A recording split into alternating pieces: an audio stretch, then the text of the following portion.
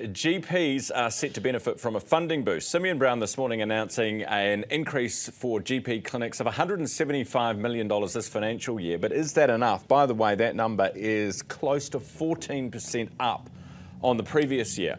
Justin Butcher is the CEO of Pinnacles Health Network and a practicing paramedic, and he's with us this morning.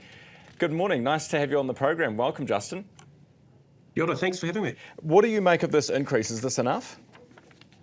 Oh, look, it's certainly a huge investment, and I think we need to acknowledge that. It meets the cost pressures for this year, but also does go a long way to starting to address some of the historic underinvestment in primary care. Does it mean that we'll be able to have shorter wait times, when you ring your GP and you need to get an appointment? Will this have a meaningful impact on how long you have to wait for one? And also getting people who aren't enrolled because the books are full, is it going to have an impact on that meaningfully? Yeah, look, so sustainability is one of the big issues that general practice and primary care has faced for a long time. And so having additional investment is one aspect of it, and that will allow practices to look at overseas recruitment where costs are quite significant. But we are requiring additional workforce, and so this will be one of the levers that will improve services, but there are others. What are the other levers? We're going to pay more? Yeah, look, so workforce and workforce shortages is obviously going to be one of the big things that still needs to be addressed.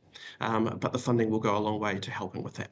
Some of the funding, $5 million of the funding, Justin, is for minor procedures to be done, to take some of the pressure off the hospitals, minor procedures that can now be done or could potentially, more of them could be done in GP clinics. What sort of procedures are we talking about here? And is that realistic? Yeah, look, it is realistic. So there's been a number of services that has historically been done in hospitals already moved to general practice.